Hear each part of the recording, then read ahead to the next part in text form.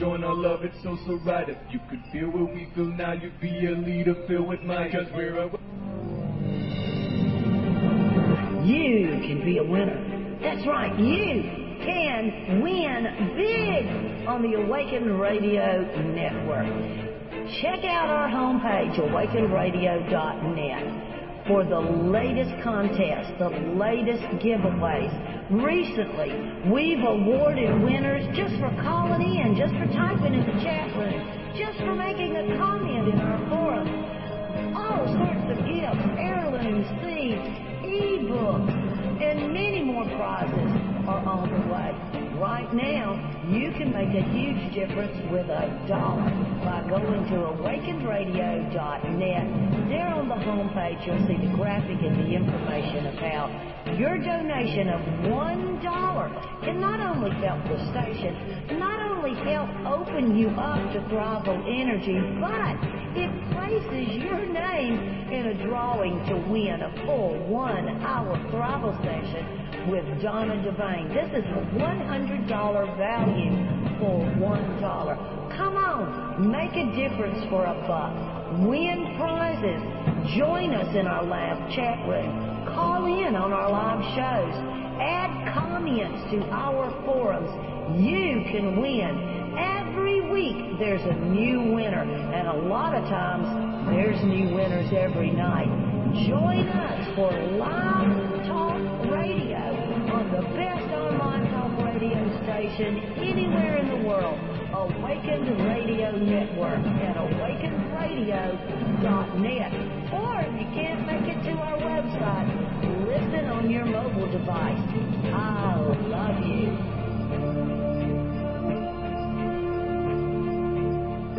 Welcome. You're now tuned in to Simply Conversations.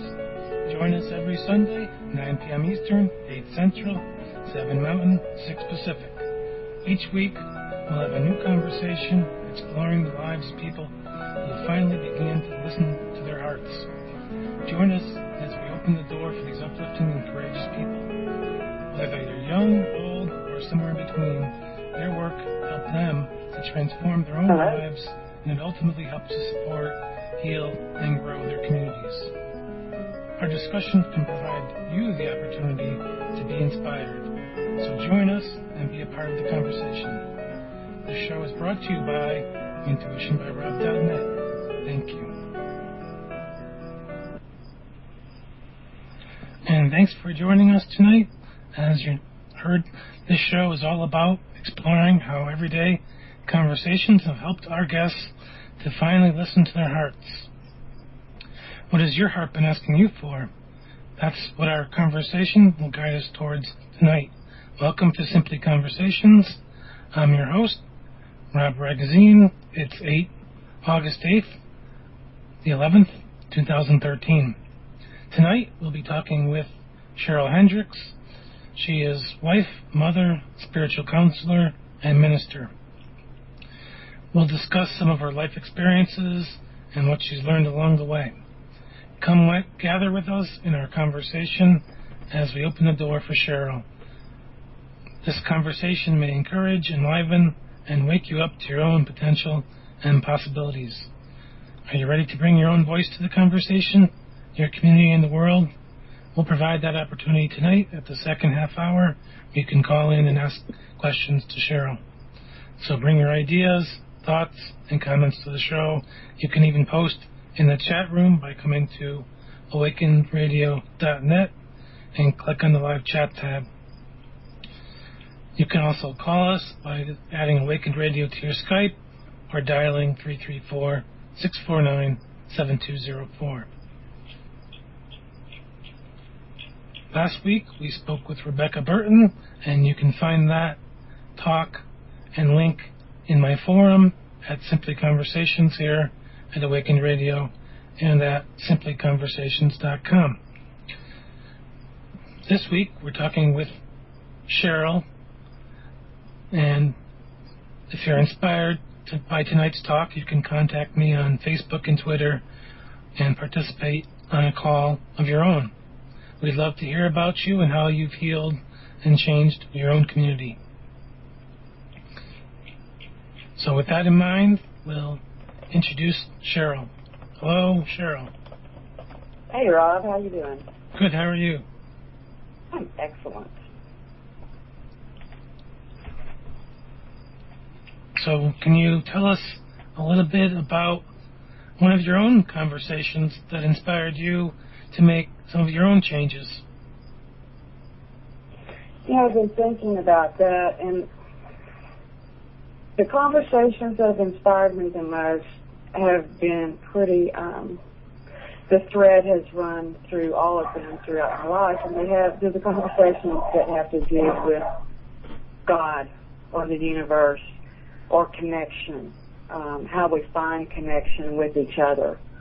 Those conversations probably started with grandmothers and mothers and dads and sisters and grew into conversations in youth groups and at church and with friends, and they continue on today in conversations I have with youth that I volunteer with through church or other activities, and then with my closest friends and a circle of people that is growing larger.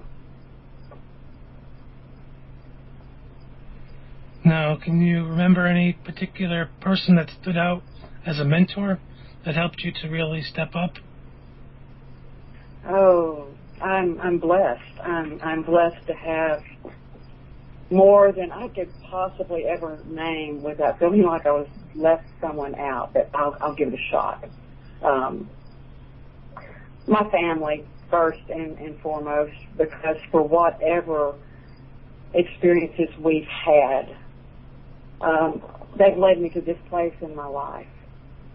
And the conversations and the growing and learning, and sometimes they were a little more than conversations, but have led me to this place. So I will always put my family first as my greatest spiritual mentor.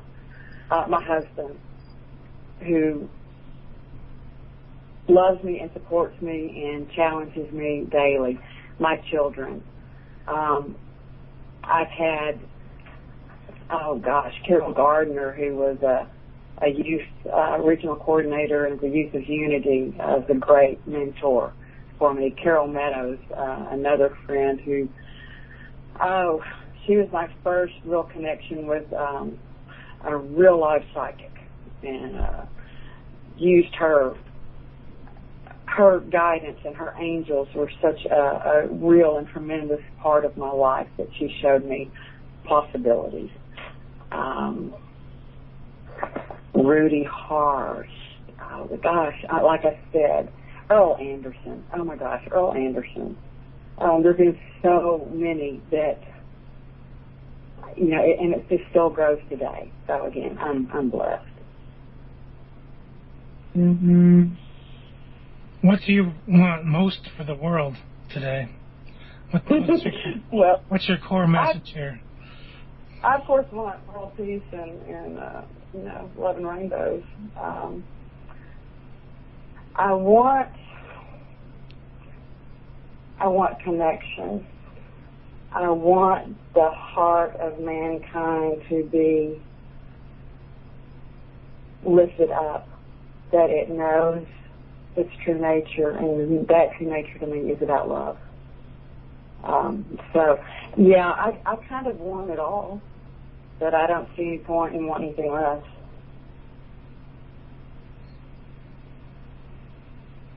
So, I was reading the biography that your husband had sent me, and I see that you were quite involved with the inner peace movement in the 70s. Can you describe that?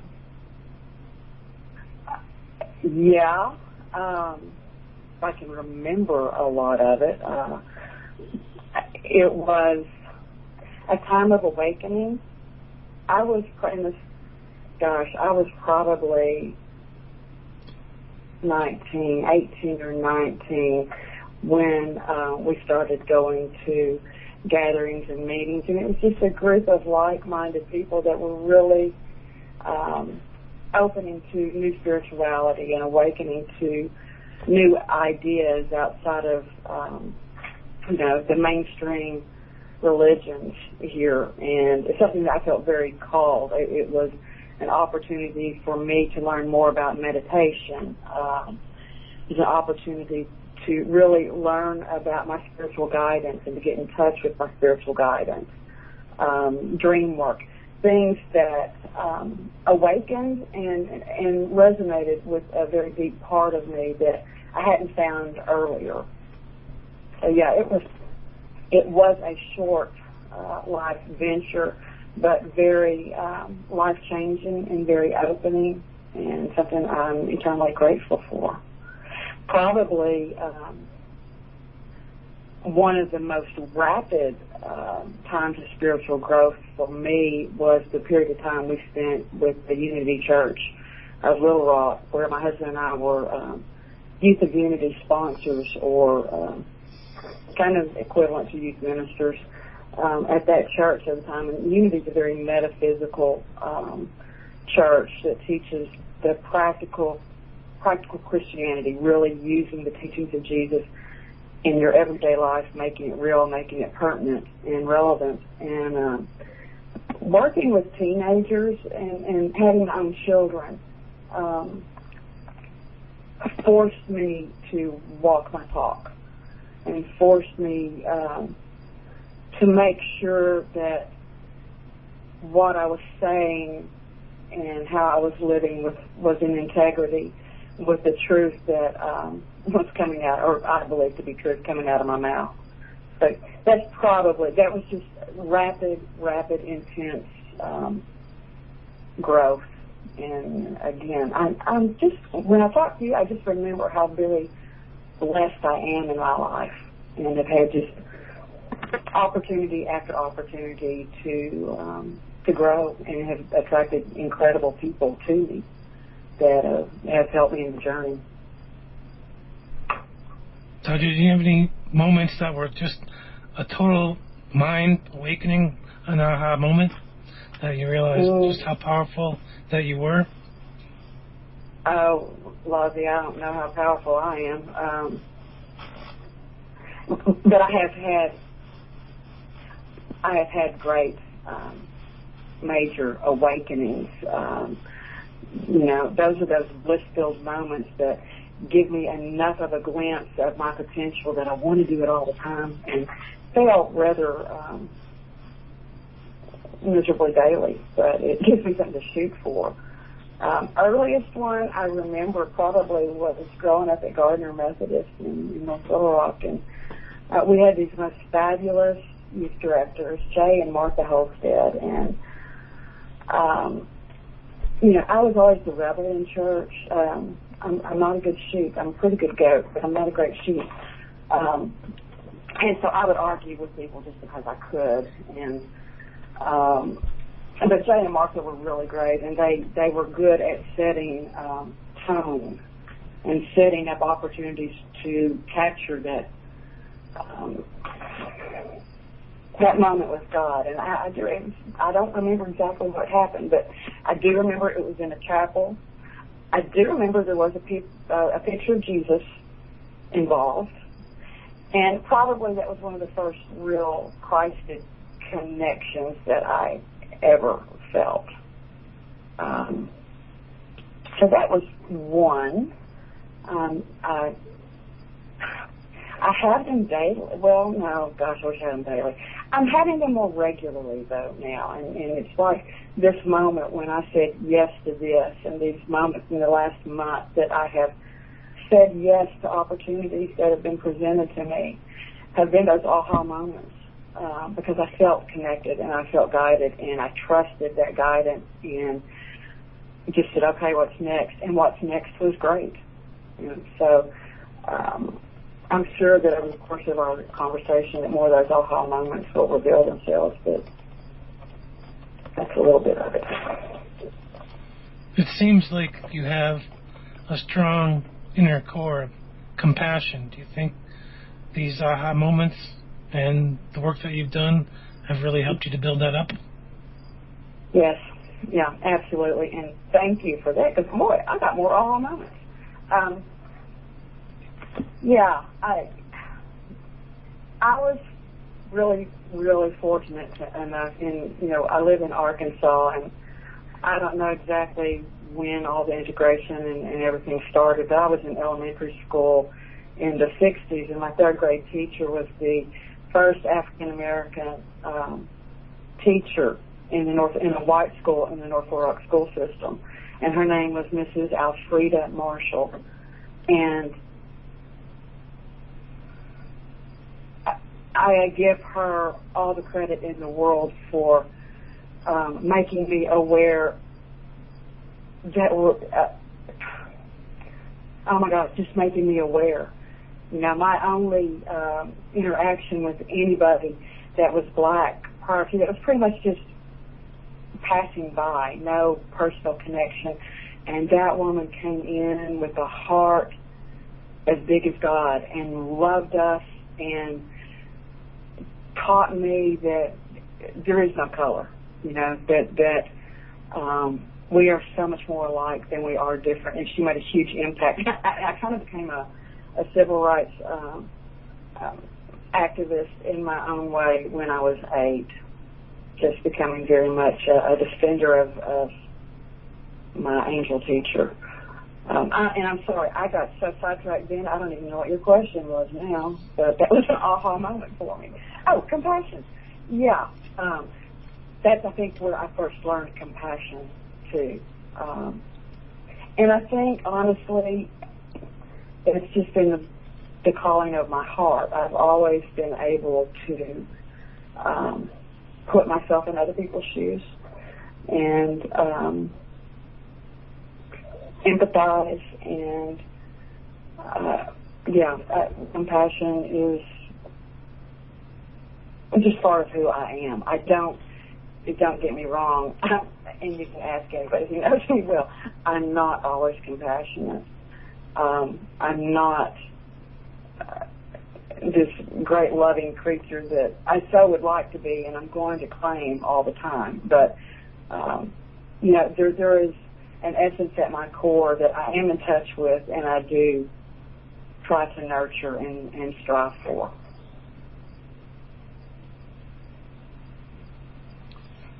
Do you think that you have developed some of the compassion that you have as a result of being a youth mentor, being involved with the church? Yeah, oh, absolutely. My husband and I got involved in youth work at Unity, and I was really, 23, 24 at the time, so I wasn't that far away from some of them. But we had this most remarkable, creative group of young people that came in seeking, and I mean seeking God deeply, because either they had every reason in the world to believe there wasn't something greater, or that's just where they were in their life, and they had a heart of seeking. And when we were at Unity, we were all seeking. Wow, how far do you want me to go with this? Because I can just start rambling on for days. Anyway. We can look at how it might have helped to encourage or motivate you or inspire others. You can talk about some of those experiences. I was taught compassion by a great group of kids that were compassionate, were loving, and were kind. And we went to regional rallies and national conferences with this group of really special young people that made us be aware of who we were and what we were. And we spent, weekends or sometimes a week in an atmosphere that was all about spirituality and was all about love and was all about connection. And so those times in those settings, you could not help but develop compassion, because that's what the whole, that's kind of the mission statement of the whole movement, was about love and compassion and connection. So, yeah, absolutely. Those, and still, with the young people I work with today who have such a heart for mission and going out and building wheelchair ramps during their summer break when it's 110 in the shade, and giving up their time and their money to go and to be of service to make someone's life better, absolutely continues to develop my compassion and hopefully helps me instill a sense of it in people that are in my life. How do you see it as a way to teach people accountability? I'm sorry, can you say that again? I guess I was wondering how you see your involvement as a youth mentor as a way to teach the children, the youths, accountability. Accountability? Yes. Okay. Well, because I think we're responsible for the choices we make. And I don't believe that things happen in life that we can be victims of, or we can let it be a part of and make us more. And in my life, I've had to move from feeling like being a victim at times and wondering why me, to recognizing the choices that I've made that led me to this moment, or if A happened and I felt like this, and it was still my choice. I could, because I'm ultimately accountable, maybe not for everything that happens in my life, but how I respond to it. So that's just, that's a part of who I am. And so if they're either fortunate or not so fortunate to be in my life, they kind of get that by osmosis. Well, how has your involvement with teaching, with being a minister, really changed your relationship with your family, with your friends? Yeah, let me make it real clear, excuse me. I don't want, I guess I am a minister of a kind, because I believe that everybody's life is a ministry, and I am an ordained minister by, I think it's the Universal Life Church, which has a really great ministry out there, but I don't want to leave the impression that I'm a minister in a church. I have performed a marriage, and that was like one of the coolest things that I did, because that was a lot of fun. And I'm game to do it some more. But I just want to be real clear that I give a real clear sense of who I am and what I do.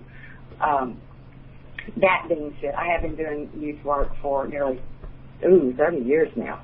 So I guess I got some credibility here. And now I've rambled again and don't quite remember what your question was. Well, the question really is focusing on how you've changed your relationship to your family and to your friends based on your involvement in the teaching and the being a mentor for the youth. I think so many of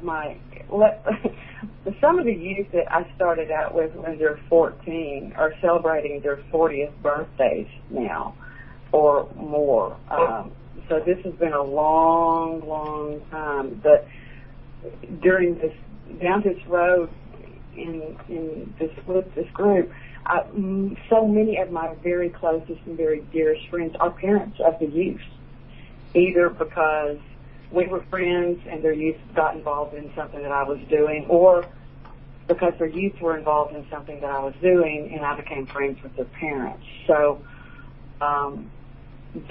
and I have a lot of friends outside of that circle, but I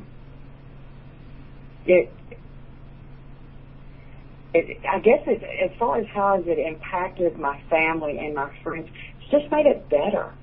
I know my daughter, who is 30 now, started going to Youth of Unity things when she was born into it, literally born into it. And she went with us places and to rallies and retreats. And so she grew up as that was just part of who our family is. My sons, were born into it, and then we are working at a Methodist or volunteering at a Methodist church and have been for the last 14 or 15 years, but where they've attended, and it's just always been part of their life. And one of the reasons I had stayed in it was because I had little control issues, and I really wanted to be clear about the theology that my children are getting. And I don't mean to sound arrogant with that. And that's why we've been at the two different churches that we've been involved with our children, because I so agree with the theology. It's not something... I've watched so many kids over the years have theology handed to them that was almost like brainwashing, and really felt no connection with God. And so that's one of the reasons that I stayed so involved with it, was because I wanted to be a part of my kids' spiritual journey. There's nothing... I mean, I knew how great it was with children that weren't mine, so why wouldn't I want to do that with my own children? So, yeah, it has impacted my family greatly. Now they're all grown up, and I really thought for some reason that when they grew up I'd be done, but I'm not, because that's just where... that's a great part of where my soul gets fed, is being with teenagers, and they keep me honest. They keep me living in integrity, and that's real important to me. That's great. We have about 3 minutes until our break, but we had a question in chat, and someone asked how you dealt with negative friends. Not very well. Originally, I was probably just as negative as they were, but what I found is that the more in integrity I live my life with what I believe, the more I walk my talk. I may let go of friends, but I attract other people in my life that are really the true friends, because we have more in common, and we feed each other instead of tearing each other down. Does that make sense? That makes absolute sense. Yay! Now, we're about to go into break. We have about 2 minutes left. Do you have any links you'd like to share for people listening? Oh, like where they get me? Or anything in particular? Well, any websites that you have?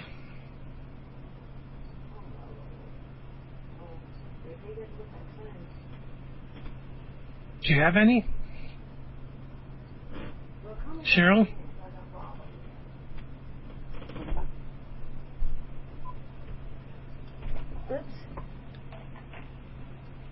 Hello, Cheryl?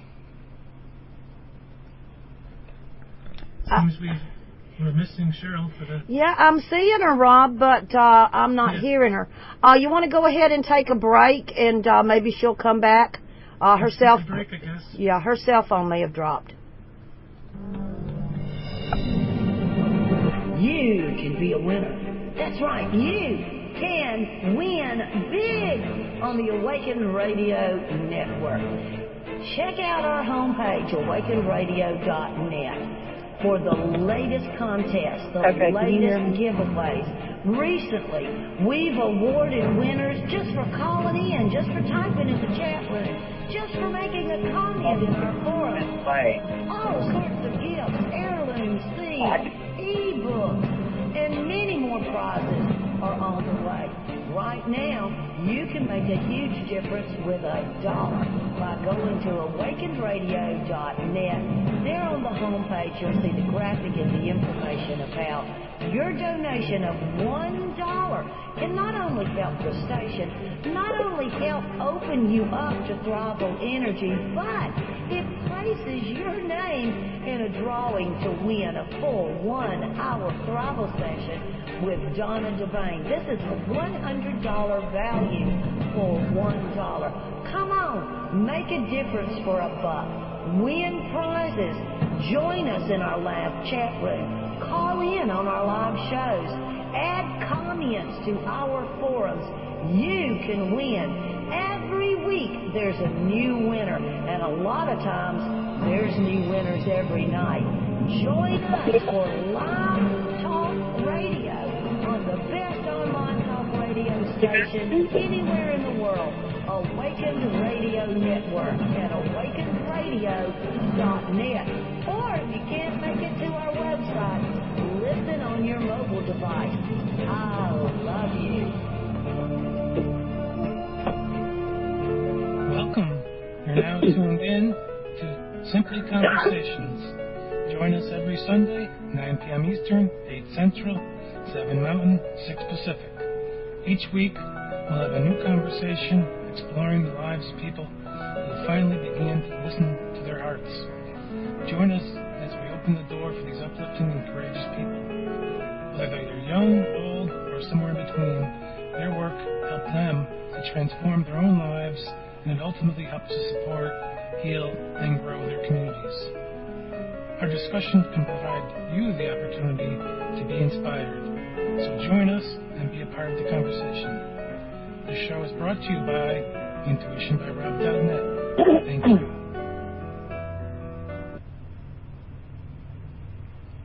And we're back. I'm here. You're here. Okay. I'm here. I forgot which question you were answering, but that's okay. We have I was another going to give question. you a link. Oh, do you have any links to any websites that you're working on or Facebook pages? It's a Facebook page. Yeah, it's facebook.com/angelhugh, the number 2. Angel Hugh, too, on Facebook. Mm-hmm. Okay. Yeah, and then I'm also, you can reach me just under Cheryl Shelton Hendricks, but, and my email is chendricks, HENDRICKS, 95@att.net. Okay, we'll put that in the forum. Thanks. And we have another question in chat, which is, I guess they want to know when you realized you had a gift. That's a good question. I'd love to say I'd had it all my life, but I don't really have any childhood recollections. May have, because I was compassionate, and I think there are probably attributes of it that were presenting themselves that maybe I didn't recognize as gifts. I know that when I was in high school, I wanted to be the ambassador to Russia, and it was during the Cold War at the time. So I really had that drive to be a peacemaker for a very long time. And then as I got a little older, what I really wanted to do, I really felt called to be a healer. And I wanted to heal on, Jesus level. I wanted to restore limbs and do all that great, incredible healing work that for whatever reason. And then I realized that if I was restoring limbs, I would end up in the basement of a government facility on a gurney someplace. And so I kind of put that on behind, but I knew that I was called to be a healer. So this was in my late teens, early 20s that it really kind of started awakening. But my father also died when I was 17, and that experience totally rocked my world. And so I spent the next 4 years from the time I was 17 until now. So it's not longer than 4 years. But I had to really search and struggle and wrestle with what I thought to be true of God, or the lack of God, or whatever, because I knew what I didn't believe, but I didn't really know what I believed to help me move through that experience. So my wasn't looking for my gifts. I was just trying to survive, and it was during part of that time that I did become active with the Inner Peace movement, and that was really healing for me, and probably started getting a handle on gifts, because the gifts that we consider, listen, at the time that I was involved with the Inner Peace movement, it was thought to be a New Age cult, and there were, I had people who would love to have had me deprogrammed at the time, but, it didn't work, and they have loved me enough to love me anyway. But that was probably a time where my gifts started becoming more aware of what gifts were, and that there are psychic and spiritual gifts that we're drawn to, and that we're called to, and that's just part of our nature if we pursue them. Short answer, 1920. So, next question.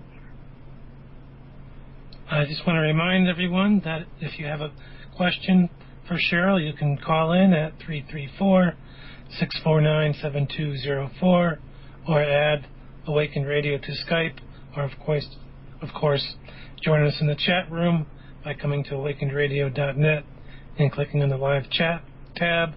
And we have a question in the chat room now. And people want to know what kind of healing work you're involved with.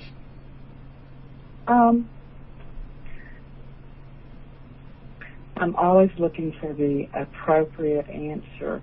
It's a spiritual healing work. I'm a Reiki master. Reiki is very much a part of the work, but it is not all of the work. I use energy medicine also, and it's just kind of an intuitive feeling. Let me be real clear. I would not ever claim to be a healer. I think my gift is being a healing facilitator, and I think my gift is helping you get in touch with what you need to do the healing work that is done within you. Does that make sense? That makes absolute sense. That's what I do myself. So I've studied Reiki. I've volunteered at hospitals to help with the Reiki. So it's all about... Yeah, Reiki's... in Arkansas, Reiki is not recognized as a healing modality. So it's probably not available at the hospitals. No. You have to be licensed to touch. So like a massage therapist, an acupuncturist, they can use Reiki in their work, and they do. But they can't be paid for it, actually. That's actually why I got my minister's credentials, so that I can legally, Reiki is recognized as a religious practice. So that's really where the ministerial thing came in for me, more than anything. But I'm doing, it's the more I have accepted this opportunity and the more I use it, the stronger it is. And when I'm doing healing work, I don't ever know what the other person's getting. It's between them and that spirit that beats their heart. I'm just a conduit, kind of, and my experience would be totally different from the person who's receiving. Well, you're a facilitator. I'm a facilitator. Yes, I am. So, would you describe that as an activity which is rewarding for you? Oh my, yeah, it's pretty much my life's work.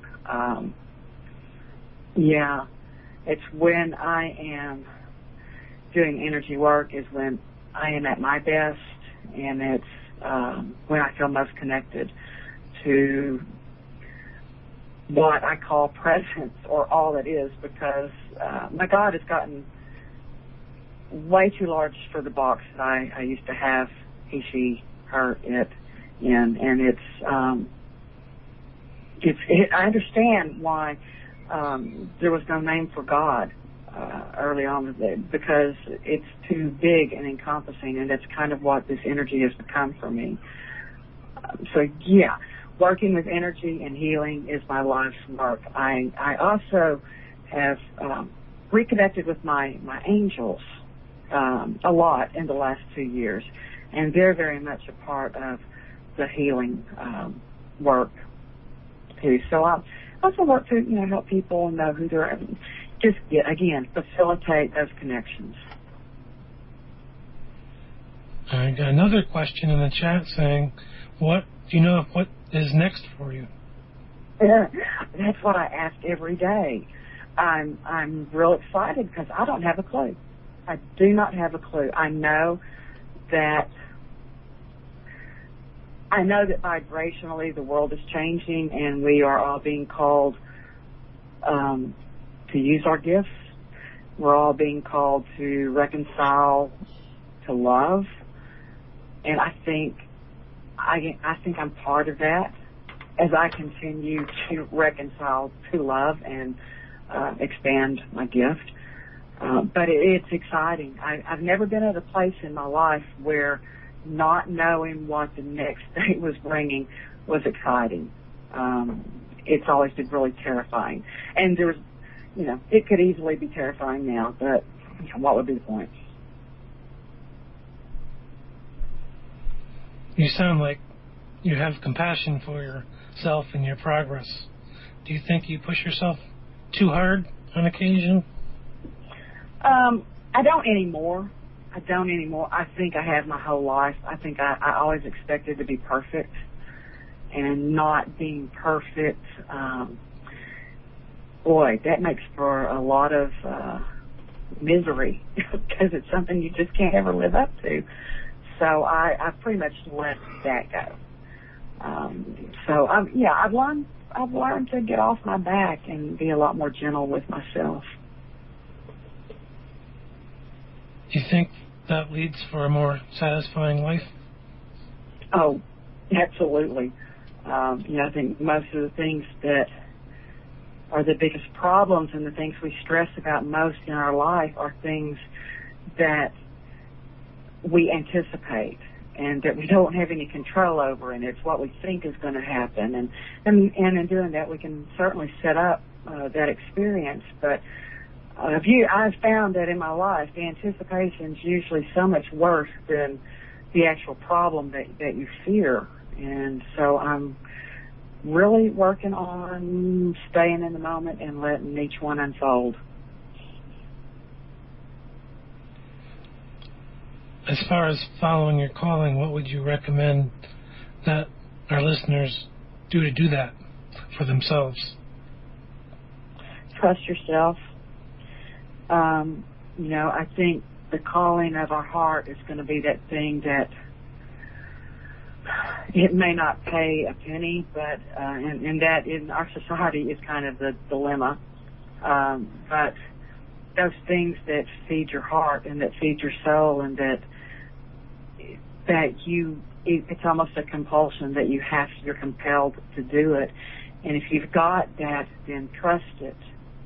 Just trust it. And that was the hardest thing for me, because I've been a control person most of my life. And so just getting a little insight and then trusting it has been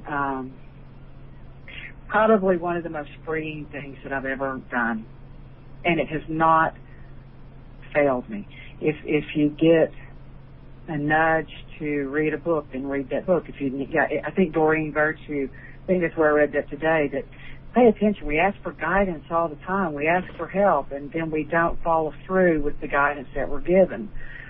So I'd say, hey, if you get a nudge, pay attention to it and follow it, and you will not regret it.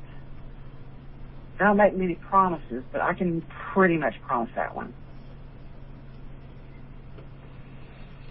Do you think you've had to make any sacrifices to live this way?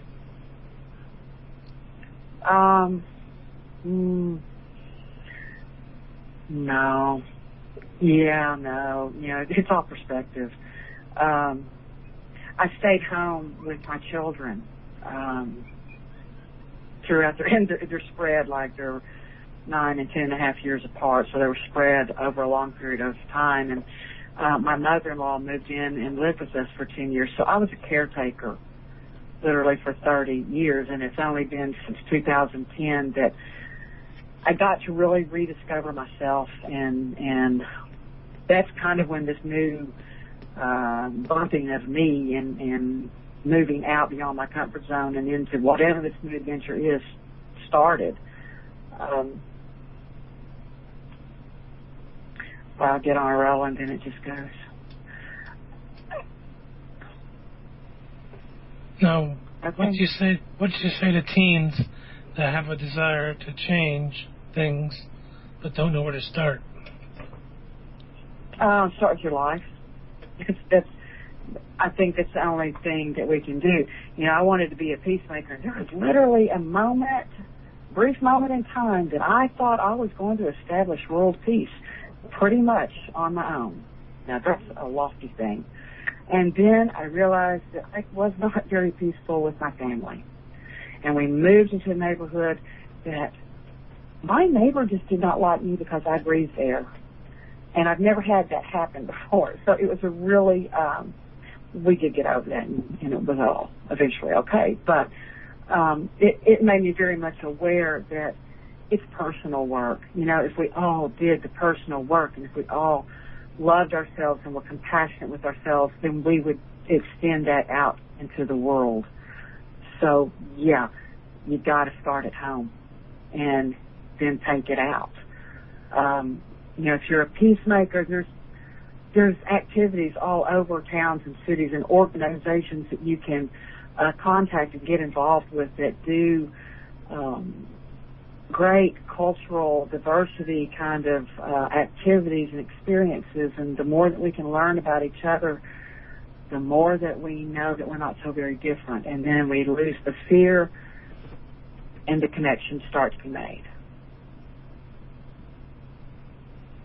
That's wonderful advice to start with yourself, basically. Well, I wish I could put it off onto somebody else, but as far as I can find, that's who I've had to start with. And the more I do it, then I take it out into my world, and my world is more peaceful. And the people that I am in contact with, you know, we have more peaceful interactions, and I just think it ripples out. But other than that, make some noise. If you see something wrong going on, make some noise. But you can't, you know, it doesn't make a lot of sense to bomb a building in the name of peace or in love. You have to, whatever it is that you're wanting to change, I think the only way that we change it is through love. And I know that sounds Pollyanna, and a lot of people just don't understand that, but that is the only thing I know to be true. And I got nothing other than that. That's great advice. Just it really starts with you anyway. You're not going to get very far with anger. No, just anger begets anger. I have another question in the chat room, and that's: are there any special thoughts for caretakers? I'm not sure what that means, but I do. Okay. Being a caretaker,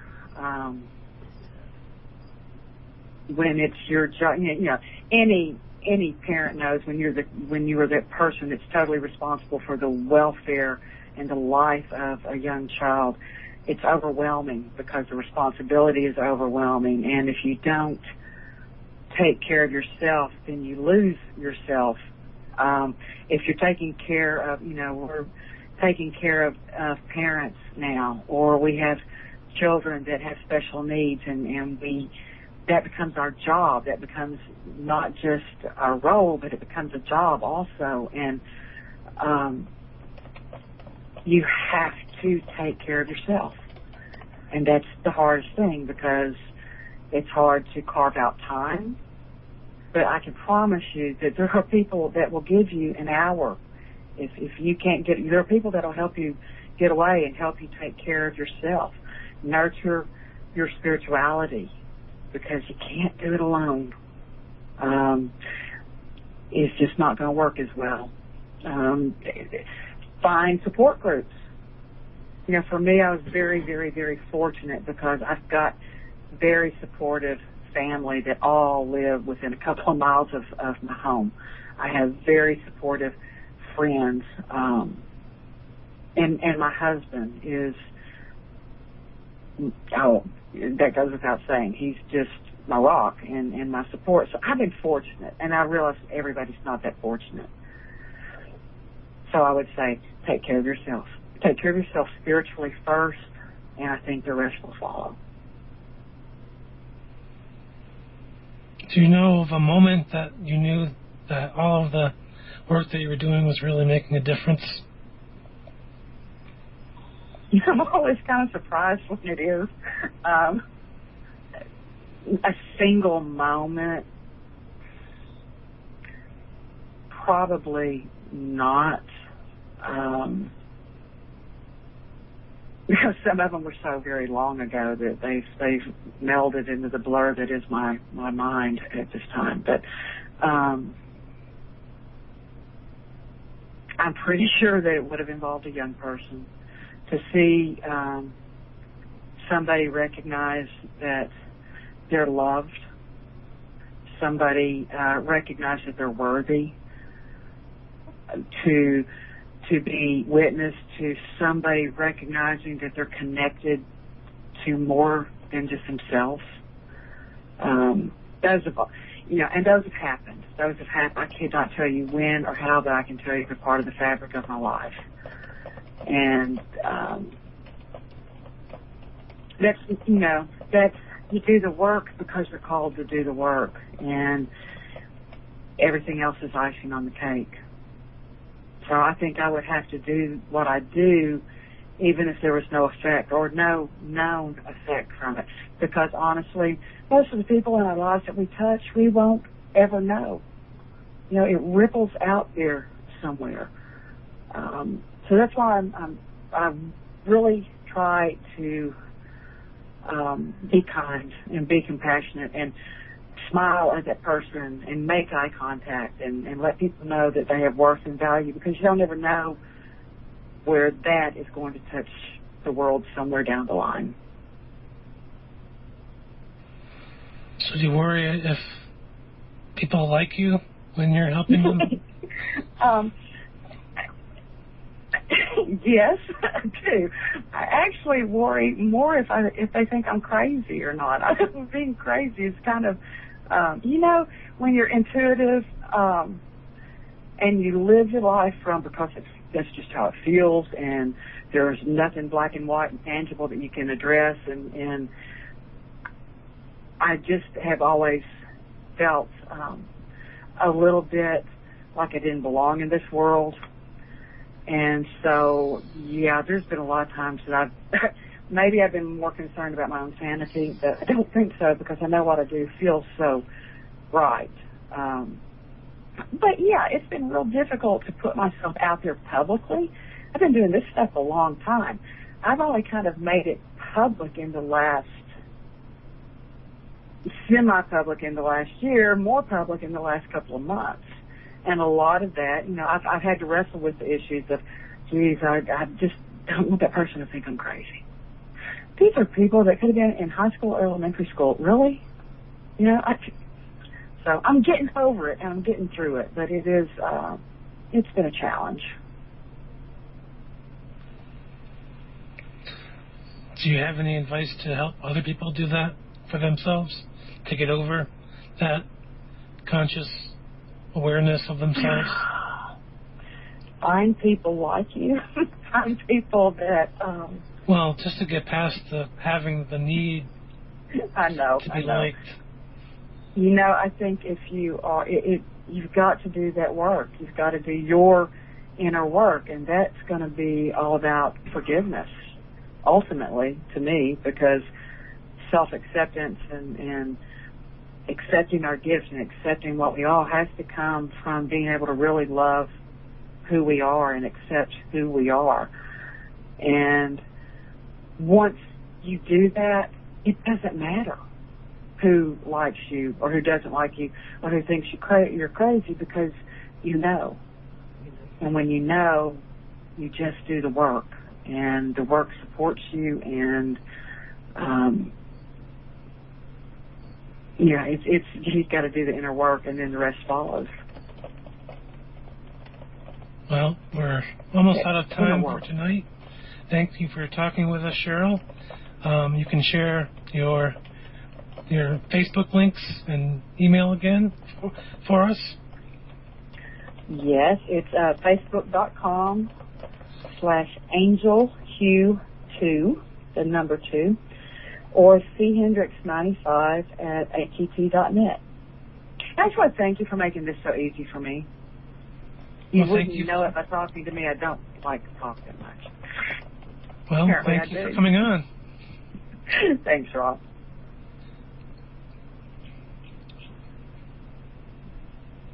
Now, Cheryl is on Facebook, and you can find links to her from my site and from my forum page. So that's Cheryl Shelton Hendricks, who joined us tonight, and we'll have another guest next week. Meanwhile, if you're so inclined and you've enjoyed our show tonight or the other shows here at Awaken Radio, donations are always greatly appreciated, and we're here for no cost to you. So please find it in your heart to click the donate button at the top of all the screens on Awaken Radio. We also have Thrive Magazine, where you can participate by contributing an article or an art or poetry, I believe until August 10th, and then that will be a combination issue between July and August, and you'll have your material shared for the month of September. Also, if you'd like to be a sponsor of this program or another program, you can give us a 30-second audio about your business, and that will be played as part of the introduction to the show, at the break, and then at the end of the show. And of course, it's not edited out. It'll be part of the archives in iTunes and rebroadcast for the duration of iTunes. So if you'd love to support us in that way, that'd be great. You can also come to the Awaken Radio store and buy dream catchers, Gaffer, gemstones, healing kits, and more. Or you can click on Divine Connections and get an intuitive reading. You can also go to intuitionbyrob.net and click on the media tab, which will get you back here to the forum page, to the show page, to the Awaken Radio store, and Facebook and Twitter. And you can follow me at rob.ragozzine.5 on Facebook, and it's right there on my link page anyway, so you can find that right there, the number 5. And please do join us here next Sunday at 9 p.m. Eastern, 8 p.m. Central, and we'll have another talk with another guest. And please feel free to post your questions in the chat room or call in with a question. We had some wonderful questions tonight, and I want to thank everyone for participating and bringing their questions into the chat room. And please don't feel embarrassed or nervous to call in. The first time might be hard, but you're always welcome to contribute and ask questions. And I'll leave you with a quote from Hafiz. He says, "Now is the season to know that everything you do is sacred." So just as Cheryl was talking about tonight, to pay attention to what your heart is calling for you to do, and go find a way to go do that. And that's really what the part of the message was tonight, is to go and listen to your heart to the best of your abilities.